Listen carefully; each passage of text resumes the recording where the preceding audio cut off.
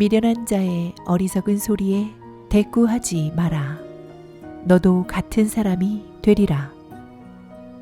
미련한 자의 어리석은 소리엔 같은 말로 대꾸해 주어라. 그래야 지혜로운 채 하지 못한다. 잠언.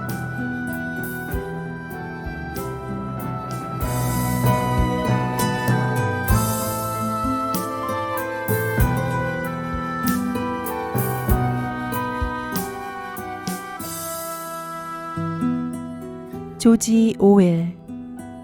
카탈로니아 장가.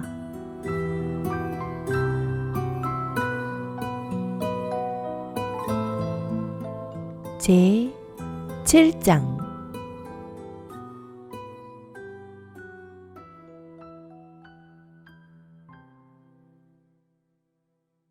어느 날 오후 베냐민은 15명 지원자가 필요하다고 말했다. 지난번에 취소되었던 파시스트 요새의 공격을 오늘 밤에 감행할 예정이라고 했다. 나는 멕시코제 탄창 10개에 기름칠을 하고 총검에 흙을 묻혔다. 너무 번쩍거리면 위치가 드러나므로. 그리고 빵 한 덩어리와 붉은 소세지 8cm.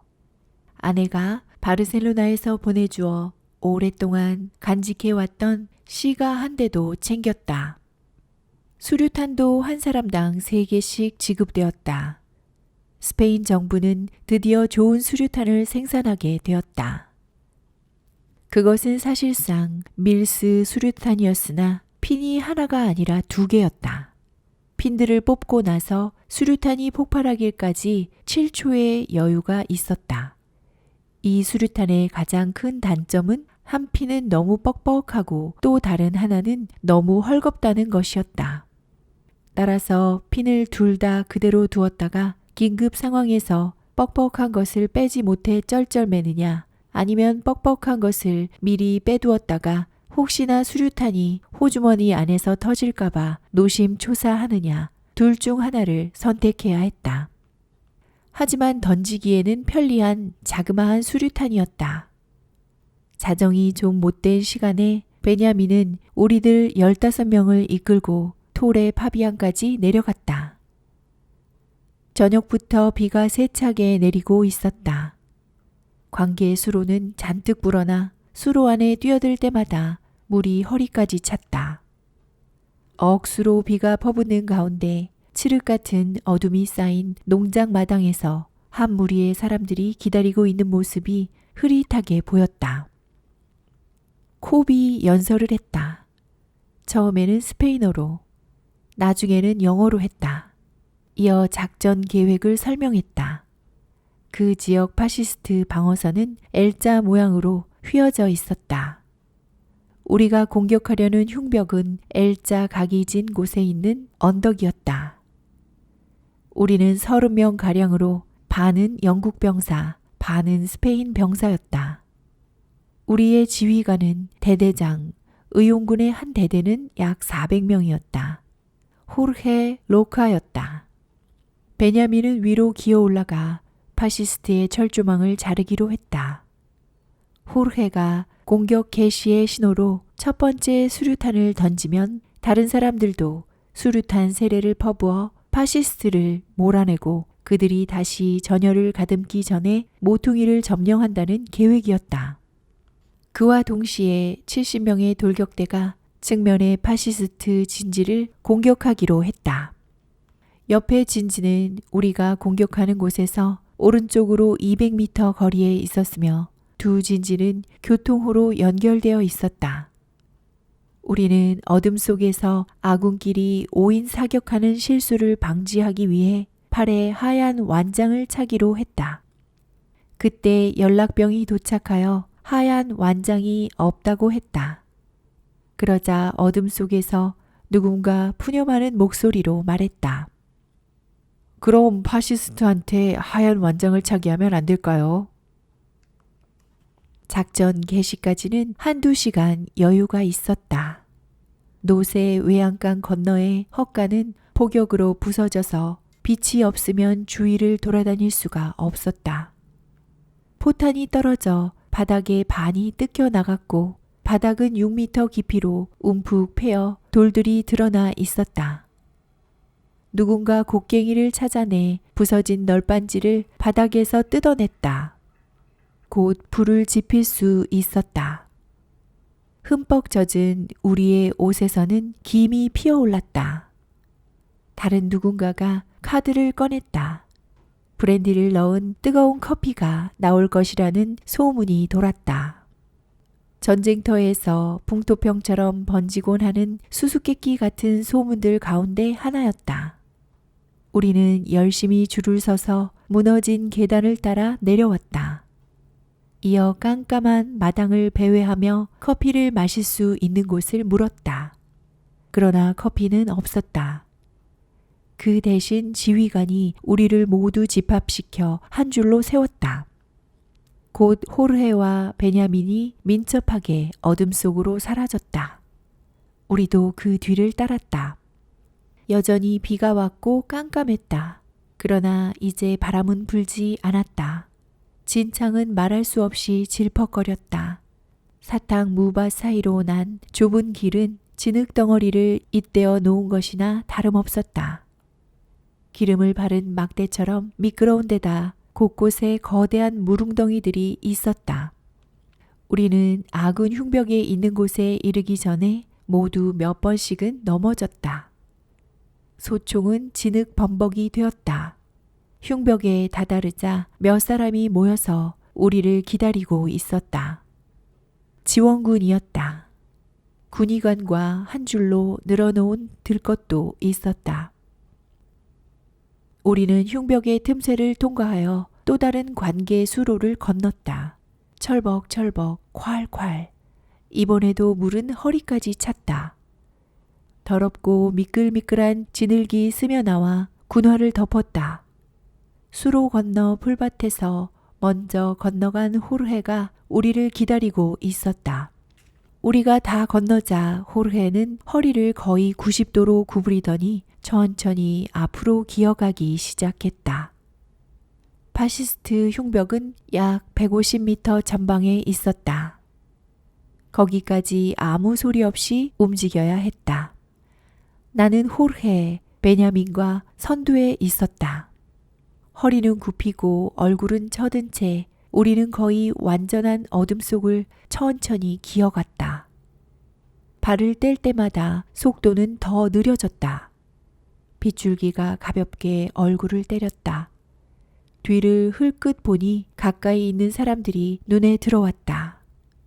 곱사등이처럼 웅크린 자세로 다가오고 있었다. 마치 거대한 검은 버섯들이 천천히 앞으로 미끄러지는 것처럼 보였다. 그러나 내가 고개를 들 때마다 내 옆에 바짝 붙어있던 베냐민은 내 귀에 대고 소리를 죽여가며 악을 썼다. 머리 숙여! 머리 숙이란 말이야! 걱정하지 말라고 대꾸할 수도 있었다. 어두운 밤에는 20보 앞의 사람도 볼 수 없다는 것을 경험상 잘 알고 있었기 때문이다.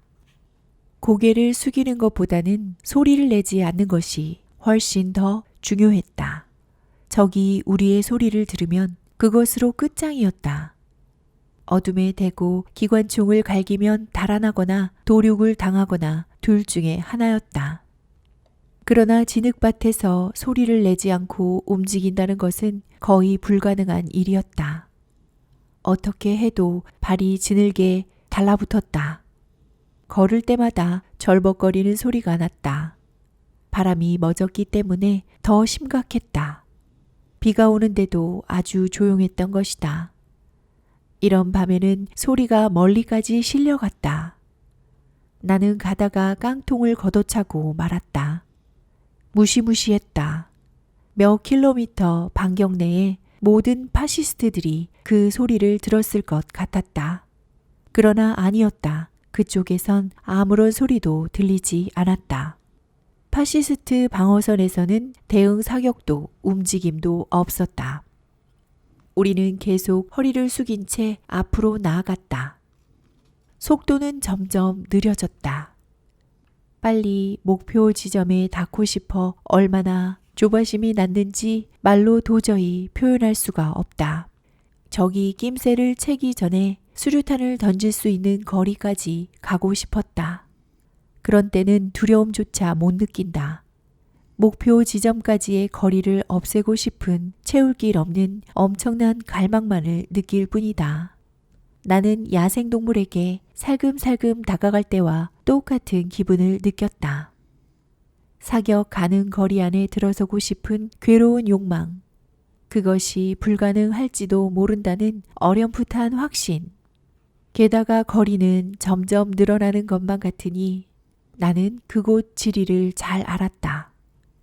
150m밖에 되지 않는 거리였다.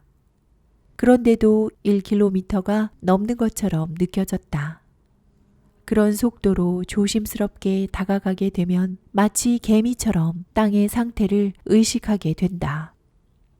이곳의 부드러운 풀밭은 아주 기분이 좋고 저곳의 끈적끈적한 진창은 아주 기분이 더럽고 저 바스락거리는 키 큰 갈대들은 피해야 하고 쌓인 돌더미는 소리 없이 통과하기가 불가능할 것 같기 때문에 모든 희망이 사라지고 그렇게 하염없이 걸어가는데 우리가 길을 잘못 들었다는 생각이 들기 시작했다.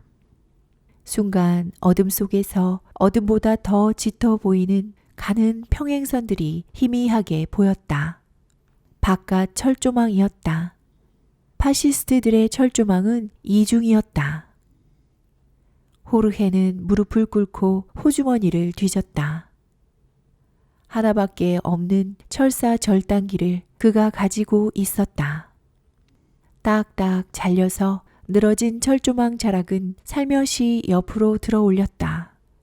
우리는 뒤에서 오는 병사들이 바짝 다가오기를 기다렸다.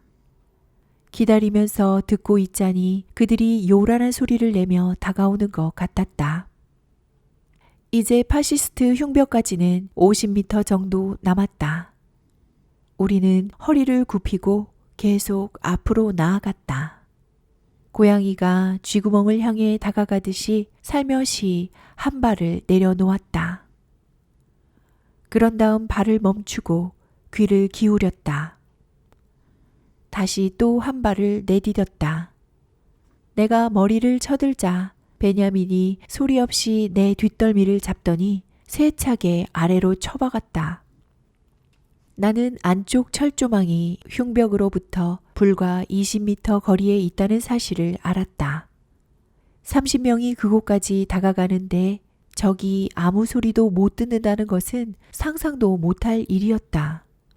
우리 숨소리만으로도 충분히 발각당할 만했다. 그런데도 어찌된 일인지 우리는 그곳에 무사히 이르렀다. 드디어 파시스트들의 흉벽이 보였다. 흐릿한 검은 둔덕이 우리를 굽어보고 있었다. 다시 한번 호르헤는 무릎을 꿇고 호주머니를 뒤졌다. 딱딱 소리를 내지 않고 철조망을 끊을 방법은 없었다. 안쪽 철조망도 절단했다. 우리는 낮은 포복으로 열린 구멍을 통과했다.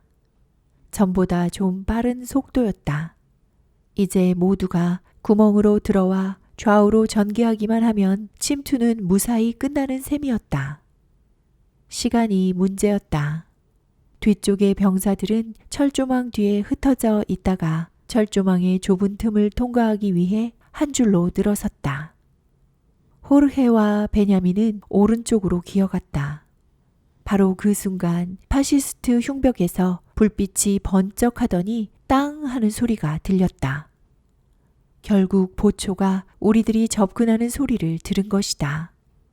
호르헤는 안쪽 무릎으로 일어나 앉더니 볼링 선수처럼 팔을 휘둘렀다. 쾅! 호르헤가 던진 수류탄이 흉벽 너머 어딘가에서 터졌다. 그 즉시 생각보다 훨씬 빨리 파시스트 흉벽으로부터 10 내지 20정 정도의 소총이 동시에 불을 뿜으며 천둥치는 소리를 냈다. 그동안 우리를 기다리고 있었던 것이다. 번쩍이는 불빛 사이로 모래 주머니들이 하나하나 다 보였다. 뒤쪽에 있는 아군 병사들이 수류탄을 던졌으나 몇 개는 흉벽 근처도 다다르지 못하고 떨어졌다. 총알마다 불길을 내뿜었다. 어둠 속에서 사격을 당하면 굉장히 기분이 나쁘다. 소총의 모든 섬광이 바로 나를 겨냥하고 있는 것 같다. 그러나 가장 견디기 힘든 것은 수류탄이다.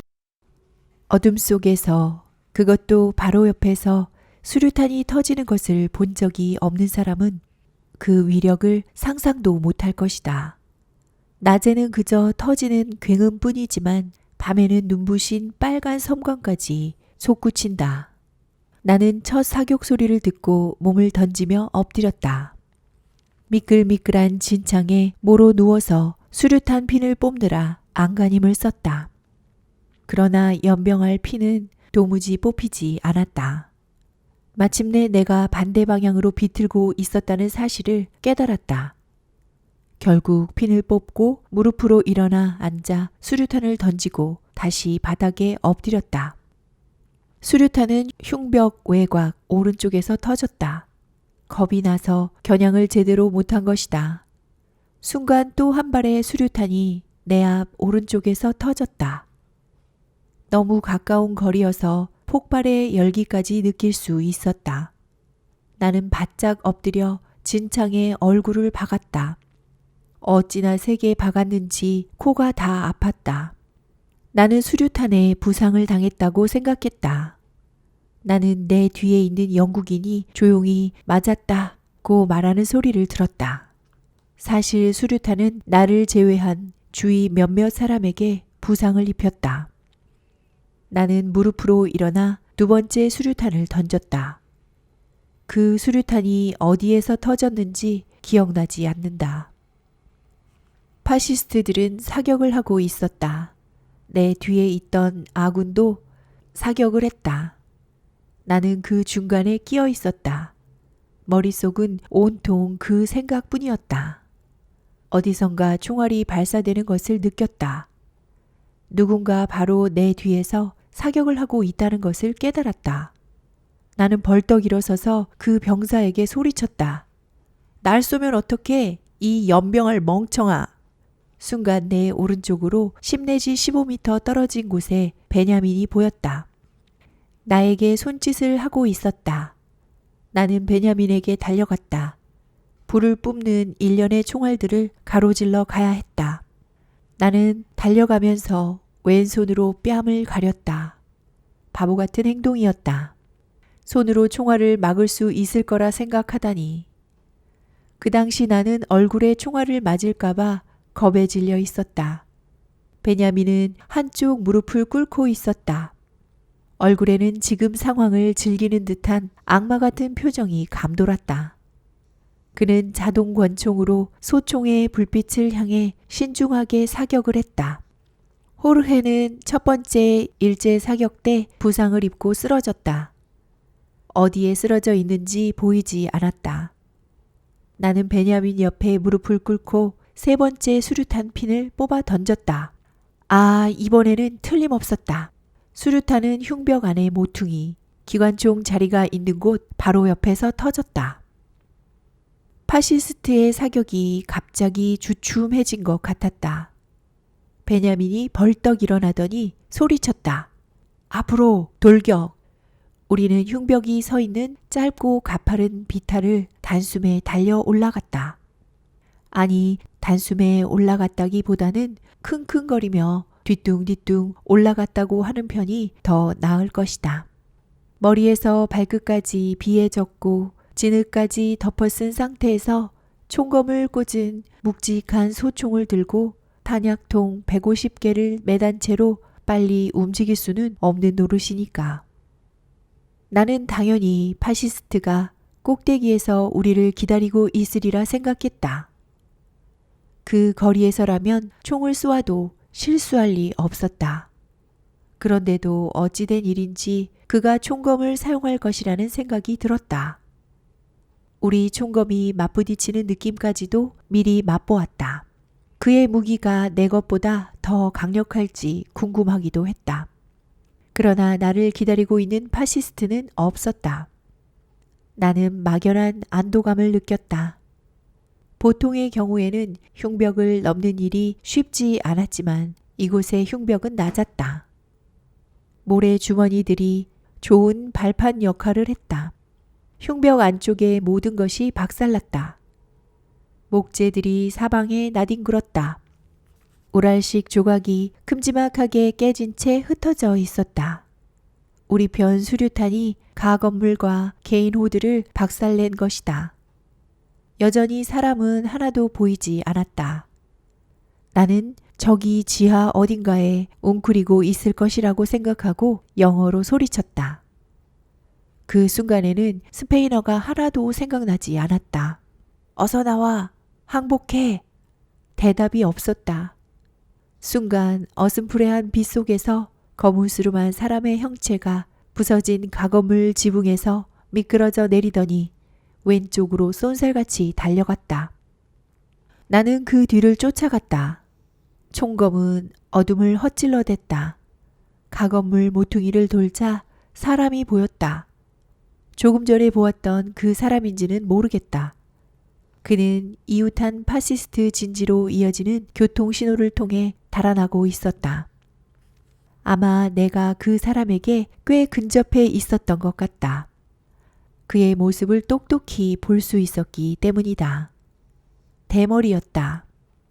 어깨에 뒤집어 쓴 담요 외에는 아무것도 입지 않은 것 같았다. 만일 내가 총을 쏘았다면 그는 당할 수밖에 없었을 것이다. 그러나 우리는 아군끼리 오인 사격할 것을 염려하여 흉벽 안으로 들어가면 총검만 사용하라는 명령을 받았다. 그래서인지 나는 그를 쏠 생각도 하지 못했다. 대신 내 머릿속은 20년 전으로 거슬러 올라갔다.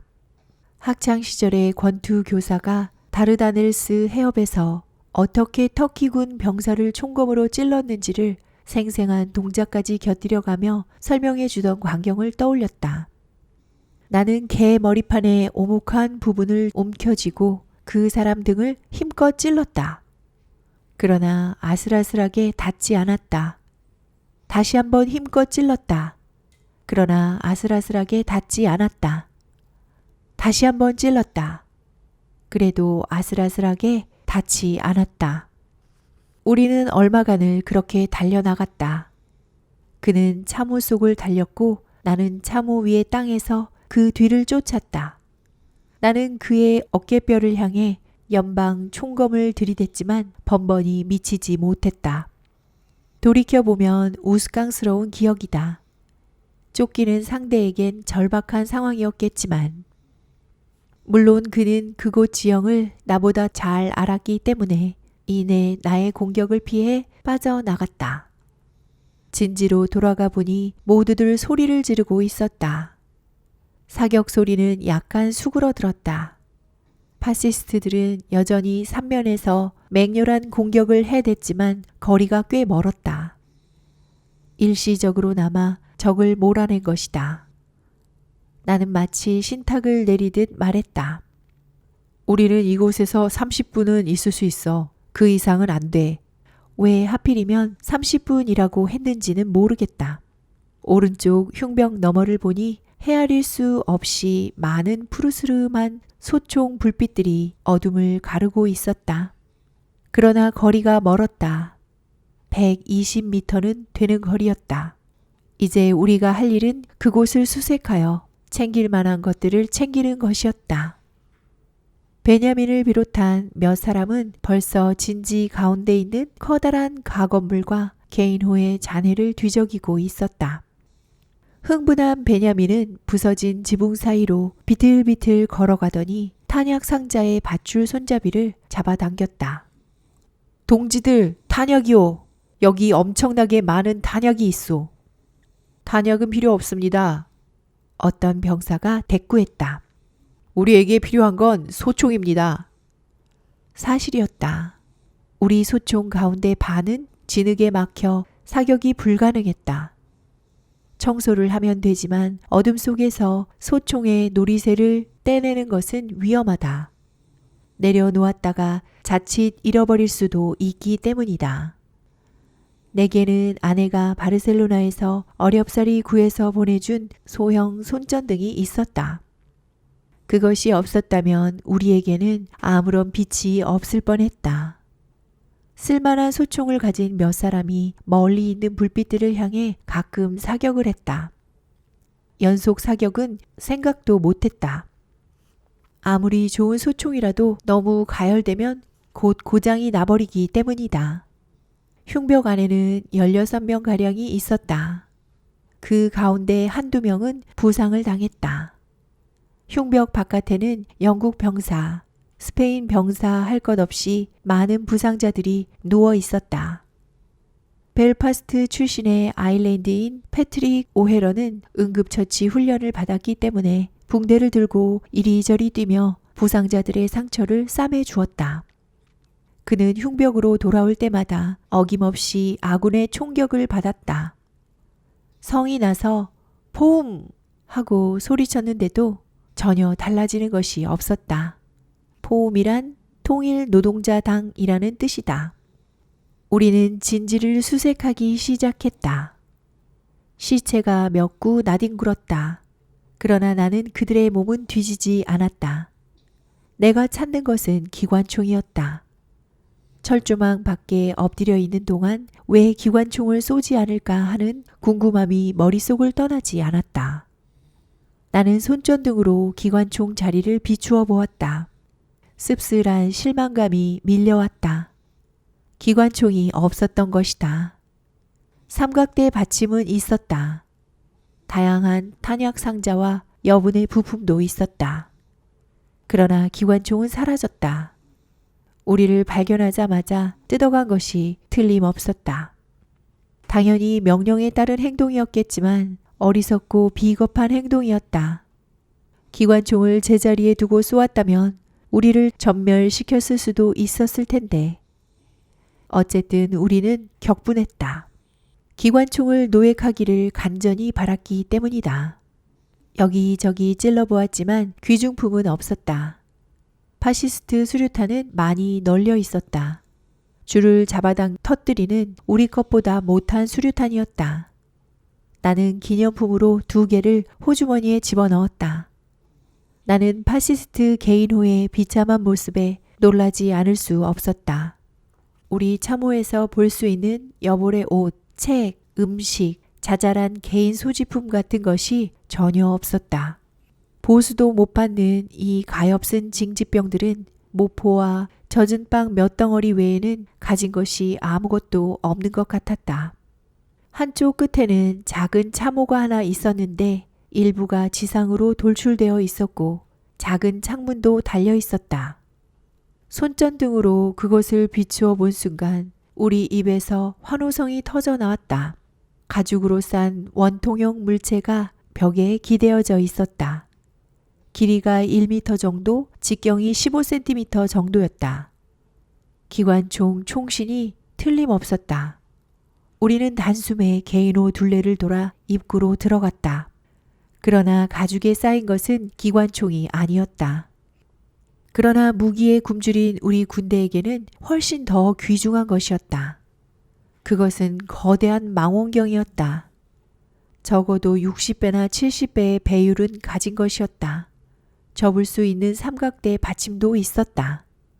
우리 편에는 이런 망원경이 없었다. 당연히 우리가 간절히 바라던 것이었다. 우리는 나중에 가지고 갈 생각으로 의기양양하게 망원경을 꺼내 흉벽에 기대어 놓았다.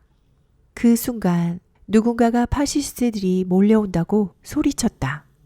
총소리도 훨씬 더 커졌다. 그러나 파시스트들이 오른쪽에서 반격을 할 리는 없었다. 그것은 중립지대를 건너가 밖에서 자신들의 흉벽을 공격한다는 뜻이었기 때문이다. 그들이 분별력이 있다면 방어선 내부로부터 우리를 공격할 터였다. 나는 개인호들 건너편으로 돌아갔다. 진지는 대체로 말발굽 모양이었다. 개인호들은 중앙에 있었다. 그러나 왼쪽에도 우리를 보호해줄 흉벽이 또 하나 있는 셈이었다. 그 방향으로부터 총알들이 무수히 날아왔다. 그러나 큰 지장은 없었다. 위험한 곳은 바로 정면이었다. 그곳에서는 아무런 방호물이 없었다. 총알이 물결을 이루어 머리 위를 지나갔다. 전선 위쪽에 파시스트 진지로부터 날아오는 것임에 틀림없었다. 돌격대가 결국 그 진지를 점령하지 못한 것이다. 순간 귀가 멍멍할 정도로 시끄럽게 총알이 날아들었다. 수많은 소총들이 일제히 불을 뿜어대는 바람에 북을 두들겨 대는 것처럼 끊이지 않고 소리가 이어졌다. 어느 정도 거리를 둔 상태에서의 총소리는 많이 들어보았다. 그러나 그 소리 한가운데 있어 보기는 처음이었다. 물론 이제는 주위 몇 킬로미터 길이로 펼쳐진 적의 방어선 전체에서 총알이 날아오고 있었다. 더글러스 톰슨은 부상당한 팔 한쪽을 덜렁거리며 흉벽에 기대어 나머지 한 손으로 불빛들을 향해 총을 쏘았다. 자기 총이 고장나버린 병사가 대신 장전을 해주었다. 이쪽에는 아군이 4~5명 뿐이었다. 이제 해야 할 일은 분명했다. 앞쪽 흉벽으로부터 모래주머니들을 끌고 와 방호물이 없는 곳에서 바리케이드를 만들어야 했다. 서둘러야 했다. 지금은 총알이 높게 날아오르지만 금방이라도 낮아질 수 있었다. 주위의 불빛들로 볼 때 적의 숫자는 100명에서 200명 정도인 것 같았다.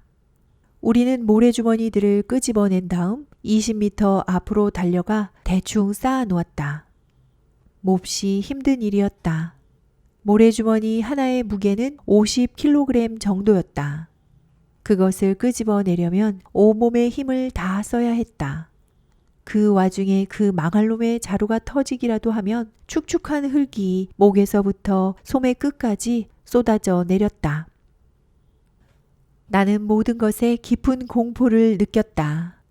혼돈, 어두움, 무시무시한 소리, 진창 속에서 이리저리 미끄러지는 것, 터지는 모래주머니와 씨름하는 것, 무슨 일을 해도 소총이 방해가 되었다.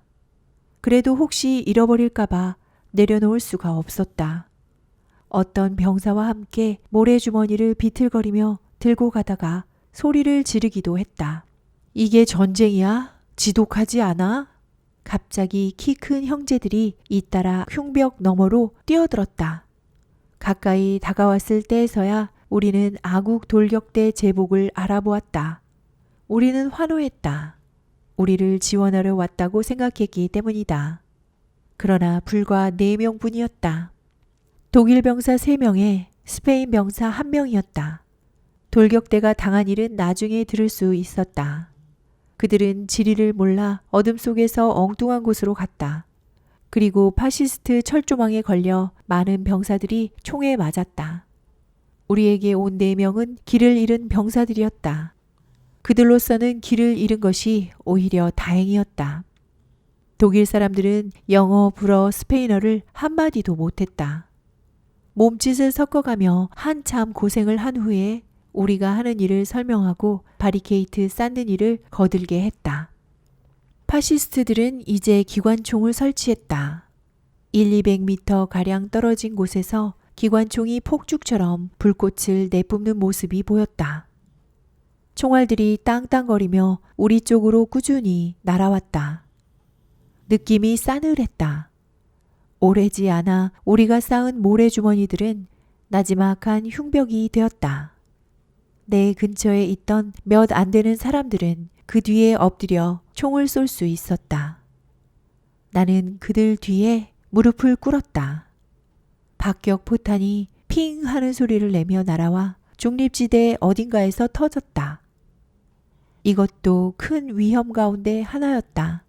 그러나 정확한 사정을 찾아내려면 몇 분은 걸릴 터였다.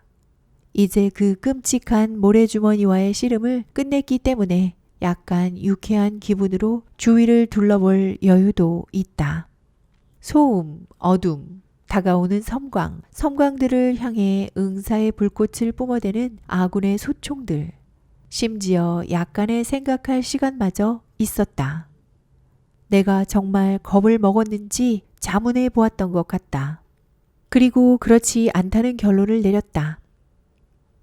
위험하기로 따지자면 아까 진지 바깥에 있을 때가 덜 위험했을 것이다.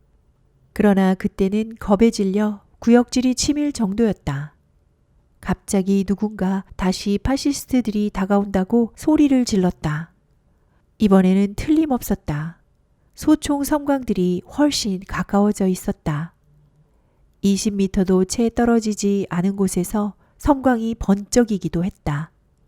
교통호를 통해 올라오고 있는 것이 분명했다. 20m면 수류탄을 던질 수 있는 사정거리였다. 우리는 8, 9명이 뭉쳐 있었으므로 제대로 조준된 수류탄 한 개면 우리는 괴멸될 수도 있었다. 작은 상처 때문에 얼굴에서 피가 줄줄 흘러내리는 보부 스마일리가 벌떡 일어나 무릎을 꿇고 앉더니 수류탄 하나를 던졌다. 우리는 수류탄이 터지기를 기다리며 땅바닥에 엎드렸다. 수류탄이 공중으로 날아가면서 퓨즈가 빨갛게 지글거렸다. 그러나 수류탄은 터지지 않았다. 이런 수류탄들 가운데 적어도 4분의 1은 불발탄이었다. 나에게는 파시스트의 수류탄 뿐이었다. 그러나 그것을 어떻게 쓰는지 잘 몰랐다. 나는 다른 병사들에게 혹 남은 수류탄이 없느냐고 물었다. 더글라스 모일이 호주머니를 뒤지더니 하나를 건네주었다. 나는 그 수류탄을 던지고 납작하게 엎드렸다. 어쩌다 한번 있을까 말까한 행운 덕택에 수류탄은 소총의 섬광이 번쩍이던 곳에 거의 정확하게 떨어졌다. 폭발의 굉음과 더불어 지독한 비명과 신음이 터져 나왔다. 어쨌든 적 가운데 한 명은 제거한 것이다. 그의 생사 여부는 분명하지 않지만 중상을 입었음에 틀림없었다. 가엾은 녀석. 나는 비명소리를 들으며 막연한 슬픔을 느꼈다. 그러나 동시에 희미한 소총 섬광 속에서 나는 수류탄이 터진 자리 근처에 사람의 형체 하나가 서 있는 것을 보았다. 아니, 본 것 같았다. 나는 소총을 들어올려 사격을 했다. 다시 비명이 들렸다. 하지만 그것은 방금 쏜 총에 맞아서가 아니라 수류탄 때문이었던 것 같다. 수류탄이 몇 개 더 날아갔다. 또 다른 소총 불빛들은 저 멀리 100m 이상 떨어져 있었다. 결국 우리는 그들을 몰아낸 것이다. 비록 일시적이라 할지라도. 모두들 도대체 왜 지원부대를 보내주지 않는 거냐고 욕을 내뱉으며 투덜거리기 시작했다. 기관단총 한 정과 성능 좋은 소총을 가진 병사 20명만 있으면 일개 대대가 오더라도 진지를 지켜낼 수 있었다. 그때 베냐민의 부지휘관으로서 명령을 받으러 돌아갔던 패디 도너번이 앞쪽 흉벽으로 올라왔다. 어이, 거기 전부 나와. 즉각 철수다. 뭐라고? 철수하라고. 어서 나와라. 왜? 명령이다. 어서 우리 편 진지로 돌아가라. 사람들은 벌써 앞쪽 흉벽을 넘어가고 있었다. 그들 가운데 몇 명은 묵직한 탄약 상자와 씨름하고 있었다. 나는 진지 건너편에 흉벽에 세워놓은 망원경에 생각이 미쳤다. 그러나 그때 4명의 돌격대가 교통호 쪽으로 달려가는 것이 보였다. 아마 아까 공격 전에 받은 뭔지 모를 명령에 따라 행동하는 것 같았다. 그 교통호를 따라가면 다른 파시스트 진지가 나왔다. 그곳에 간다는 것은 곧 죽음을 의미했다. 그들은 어둠 속으로 사라졌다. 나는 그들을 뒤쫓아가며 스페인말로 철수를 생각해내려 했다. 마침내 나는 소리쳤다. 아트라스! 아트라스! 아마도 뜻이 통했던 모양이었다. 스페인 병사가 그 말을 알아듣고는 다른 병사들을 데려왔다. 패디는 흉벽에서 기다리고 있었다. 어서 서둘러. 하지만 망원경은 무슨 연병을 망원경. 베냐민이 밖에서 기다리고 있어. 우리는 흉벽을 넘어 나왔다. 패디가 나를 위해 철조망을 잡아주었다. 우리의 피난처였던 파시스트의 흉벽으로부터 벗어나자마자 우리를 향해 엄청난 총알이 쏟아졌다. 사방에서 날아오는 것 같았다. 그 가운데 일부는 틀림없이 우리 편에서 날아왔을 것이다. 우리 진영의 모든 병사가 총을 쏘고 있었기 때문이다. 어느 쪽으로 방향을 틀어도 새로이 빗물 같은 총탄이 쏟아졌다. 우리는 어둠 속에서 양떼처럼 이리저리 내몰렸다. 수류탄 한 상자와 파시스트의 소총 몇 자루, 그 밖에 노획한 탄약 상자, 총알이 1750발 들었으며 무게가 50kg쯤 나가는 상자였다. 그를 질질 끌고 나왔기 때문에 더 힘들었다. 몇 분이 안 되어 우리는 완전히 길을 잃었다. 양군 흉벽 사이의 거리가 2m도 안 되고 우리 대부분이 지리에도 훤한 상황이었는데 벌어진 일이었다. 우리는 어떤 진흙밭에서 미끄러지고 있었다. 머릿속은 양쪽에서 총알이 날아온다는 생각밖에 없었다. 의지할 달도 없었다. 그러나 하늘이 점차 밝아오기 시작했다. 우리의 진지는 오에스카 동쪽이었다. 나는 동이 터서 방향을 구분할 때까지 그 자리에 그대로 머물고 싶었다. 그러나 우리는 미끄러지며 계속 전진했다. 몇 번 방향을 바꾸었고 교대로 탄약 상자를 끌었다. 마침내 우리 앞에 낮고 평평한 흉벽의 선이 희미하게 보였다. 우리 것이거나 파시스트 것이었다. 아무도 우리가 가는 곳을 알지 못했다. 베냐민은 희끄무레한 키 큰 갈대 사이를 기어서 흉벽에서 20m 떨어진 곳에 이르렀다. 그리고 그곳에서 수화를 했다. 그러자 포움이라고 응답해 왔다. 우리는 벌떡 일어나 흉벽을 따라 걸어갔다. 다시 관계 수로를 건넜고 철벅철벅 콸콸 곧 안전지대에 이르렀다. 콥은 스페인 병사 몇 명과 함께 흉벽 안에서 기다리고 있었다. 군의관과 들 것은 사라졌다. 부상자들은 모두 후송한 것 같았다. 호르헤와 우리 소대 병사인 히들스톤만 빠졌다. 그들은 실종되었다. 콥은 어슬렁거리고 있었다. 몹시 창백했다. 심지어 목덜미에 잡힌 두툼한 주름까지도 창백했다.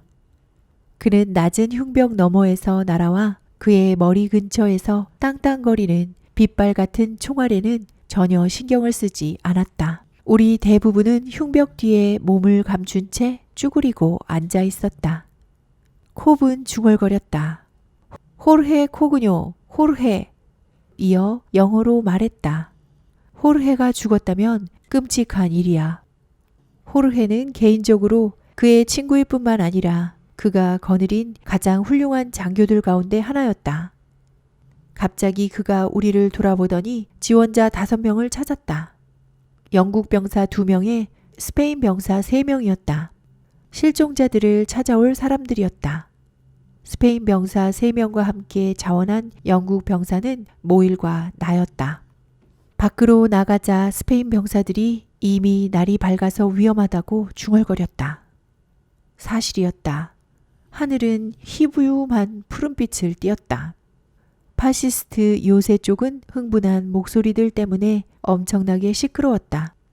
재점령한 진지에 전보다 훨씬 많은 병력을 투입했음에 틀림없었다.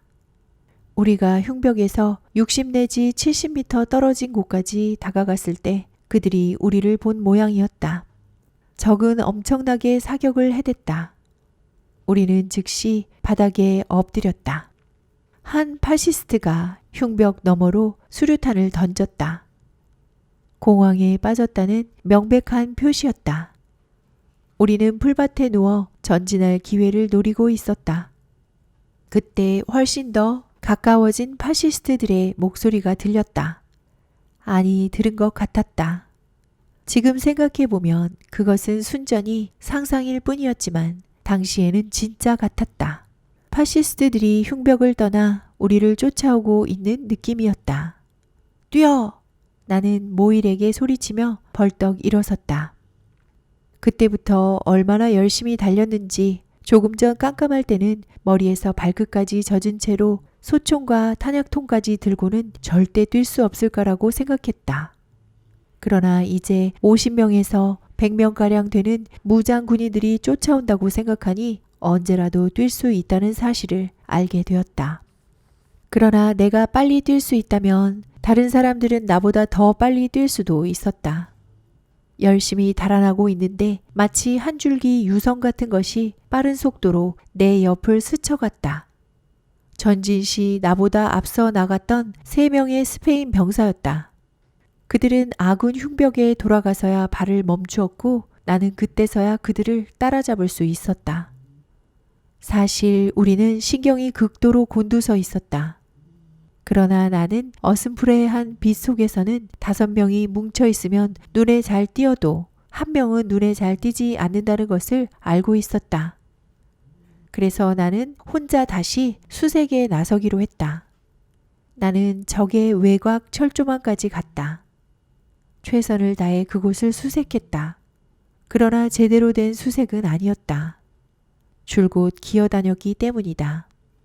호르헤나 히들스톤은 보이지 않았다. 나는 다시 기어서 돌아왔다. 호르헤와 히들스톤은 가장 먼저 응급치료소로 후송되었다는 사실을 나중에 알게 되었다.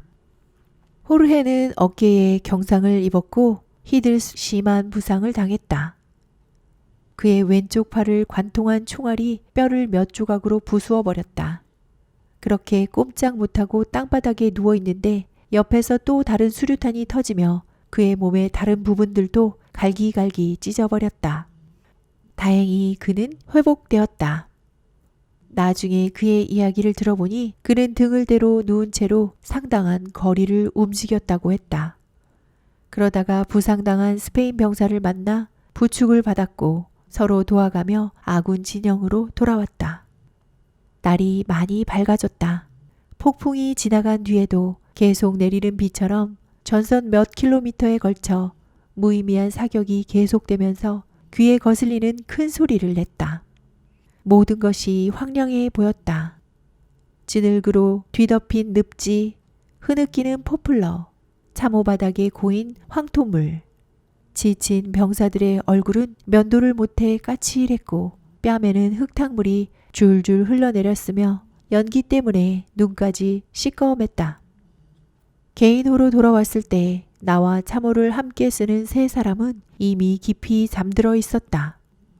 군장을 그대로 걸친 채였다. 진흙 범벅인 소총도 꼭 움켜쥐고 있었다. 모든 것이 비에 젖었다. 참호 안이나 밖이나 다 마찬가지였다. 오랫동안 여기저기 뒤진 끝에 나는 간신히 불을 지필 만한 마른 장작 조각들을 모을 수 있었다. 나는 그동안 아껴두었던 시가를 피웠다. 그런 밤을 겪었는데도 시가가 부러지지 않았다는 사실이 놀라웠다. 나중에 우리는 그 작전이 성공했다는 사실을 알게 되었다. 우리의 공격은 파시스트들이 우에스카의 건너편에서 부대를 빼오도록 만들기 위한 급습에 불과했다. 무정부주의자들이 다시 그쪽을 공격하고 있었던 것이다. 당시에 나는 파시스트들이 반격을 가할 때 100~200명 정도를 투입한 것으로 판단했다. 그러나 탈영병 말에 따르면 그 숫자는 600이었다. 아마 그 탈영병 말은 거짓일 것이다. 당연한 일인지도 모르겠으나 탈영병들은 우리 비위를 맞추기 위해 거짓말을 하는 일이 많았기 때문이다.